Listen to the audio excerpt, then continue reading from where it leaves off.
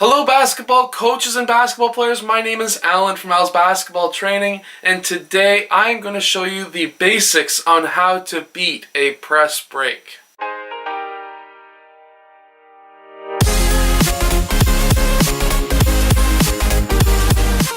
Hello everyone, my name is Alan. On this channel I show you basketball plays, drills, and skills, and today I'm going to show you some fantastic basics that you can teach your players, or you can just send them this video, on how to beat a press break defense, 3/4 or full court, or even a half court press defense. So let's get down to the clipboard and I'll show you some basic tips on how to beat the press break. So basically here we have a simple press defense, full court press defense that a lot of youth basketball teams run. We have one player up front, 3 players in the middle, and 1 player in the back as a safety. Now the main idea with the press break is to try and get your offensive players trapped in those corners and even this corner as a possible option.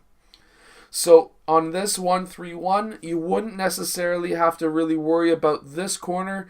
That is not the main option for this defense. For this one, they're going to be trapping along the corners there. The main reason is this player and this player will most likely be doubling the ball if it gets stuck in that corner. The reason? You can't go backwards, you can't go forwards, you can't go this way, you can't go that way. There's 0 chances of getting out of this trap if you don't have any players open. So my main reason for showing you this defense first is to explain to you that most basketball courts have a volleyball court in the middle. So I've said this in a few other prior videos explaining the actual defensive side of things. But on the offense, you do not want to go up the out-of-bounds areas, which are those sidelines, along that volleyball court. If you don't have a volleyball court on your basketball court, you can kind of picture the lines yourself or explain to your players the 3-point line and in. You do not want to go outside of that side of the 3-point line. You go out there, you are going to get trapped. You will turn over the ball. You do not want that, so just don't do that. You want the ball to continuously always go up the middle of the court. This next press defense is the 2-2-1. So we have 2 up, 2 in the middle, 1 back.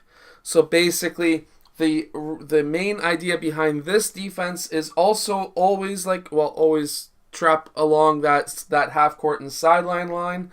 That is always a deadly spot. However, what these 2 players are trying to do for you, or against you I should say, is to trap your inbounders right in that corner. So if you are going against this full court zone defense, what you want to do is to not have your players catch the ball in that corner, or else it's dead ball. Or he'll get trapped and he'll play safety. Either way, that's not a very good situation, and you really do not want that to happen. Because if player 1 red plays a little bit closer to the baseline and player 3 blue runs inbounds, there's still no safety to pass back to, and that's just a bad situation. What you would really want to do for this defense, or the offense against this defense, is to possibly maybe curl down or set a screen and go down, get underneath the basketball net or close to it, get inbounds, maybe do a dribble handoff, or if player 2 is guarding him right on, don't go have your inbounder go to the sideline, but maybe run up the court a bit so that he can get the pass mid-court. If you can get a pass in this section, that is going to make your life as a coach and as an offensive player a lot easier. The reason behind that is now you've got the defense collapsing in on you, and you can get the ball past half by passing. You don't want to dribble the ball that much against a press defense, because you will trap yourself somewhere and they will steal the ball, and you do not want that.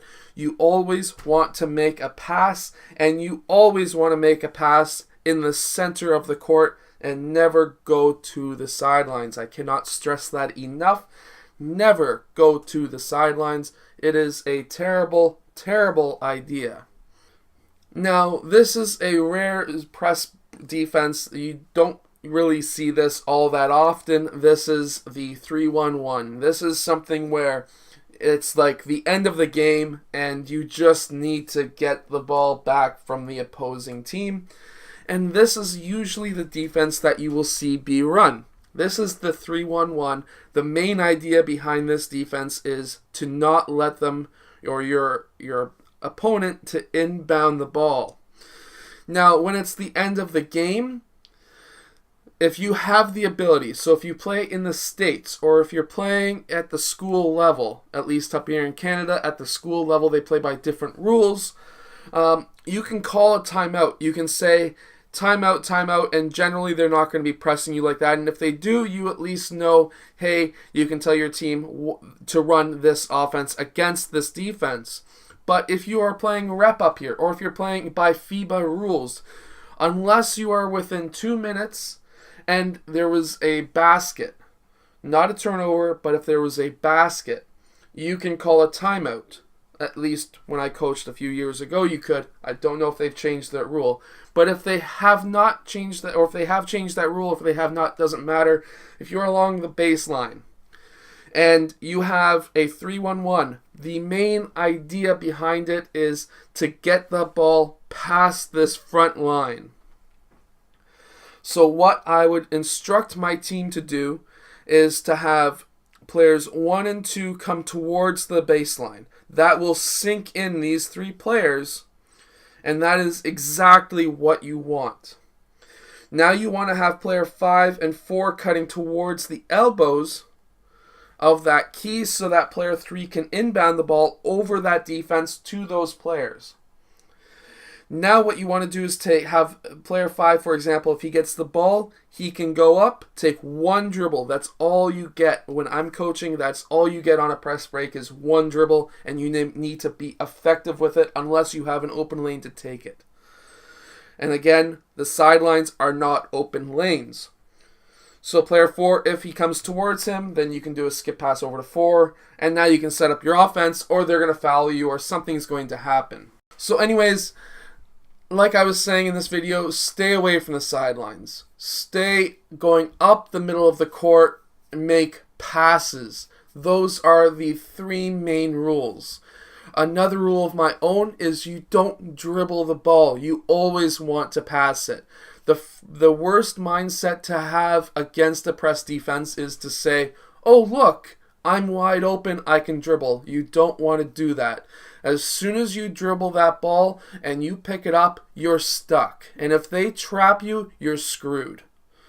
What you need to do is, before you dribble, look around, see if there's an open guy to pass to. If there's an open guy to pass to, that's good. You can advance the ball up the court. Some defensive teams are really hard to get past half court. I've had a time where we were stuck for the whole first 2 minutes of the game. We couldn't get past half court. We eventually won that game, but that was the first game we actually ever played against a press defense, and that was a very interesting situation. Basically, when there's a press defense, especially if it's your first time going against one, that's the main mindset of players. They're going to turn and dribble, and you just cannot do that. So anyways, I hope these tips have helped you. If you would like, pass this video on to your players, parents, and let them watch the video as well as the players as well. Hopefully they get to learn something. And anyways, if you have liked this video, hit that like button, subscribe. I make these videos every single day. So I'll see you guys tomorrow. And if you would like, comment below. Let me know how your situation was against your first press defense, 3/4 or full quarter press defense, and how your team reacted, because it's just so interesting how different teams react to different situations. Anyways, I hope you have enjoyed. I'll see you guys next time. If you are looking for a great basketball workout, check out these Victorem bands. They're absolutely amazing. You can attach them onto a pole, you can work on your first step, or somebody can hold you back and you can run with it and work on your legs. Check them out in the link in the description below. They're amazing. Hello, so if you have liked this video, click over here to subscribe, or maybe over here, depending on which side I put it on. I don't know yet. Anyways, also, the opposite direction, or the opposite side, is another video you may like. So I hope to see you again in one of those next videos. Yeah.